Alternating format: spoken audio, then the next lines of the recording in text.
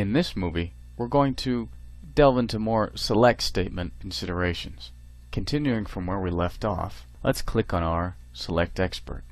In the prior movie, we were going through the difference between the user-defined fields, i.e. reports stored in the CRISP report, not in the actual database itself, versus database fields. The other consideration is which filter you're talking about, the record selection and the group selection. Notice when we pulled in the sum of the revenue transaction amount, it was a group selection formula.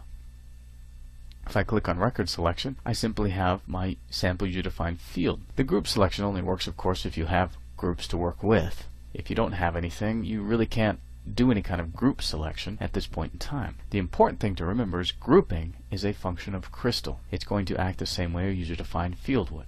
In order for it to make its calculation, it must pull all the data it needs first, regardless of whether or not it's going to display it, acting much like a user-defined field. Filter based on a simple database field, on the other hand, tends to be a lot more efficient and a lot faster. Of course, sometimes the database doesn't have all the fields you need or the calculated fields you may want to filter on. That's just the way it goes sometimes.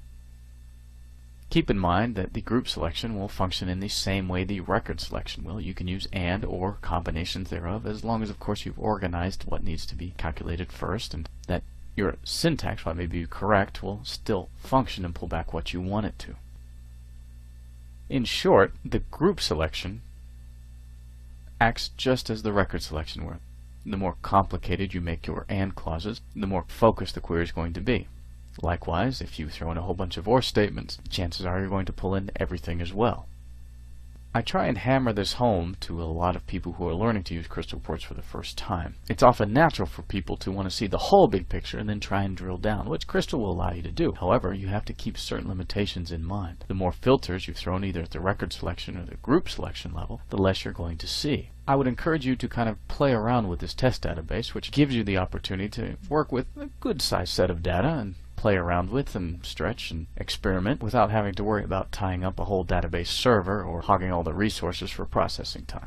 The good news about our test database is, of course, it's just hogging your personal PC's processor, and if you really wanted to, you could easily end that at any time.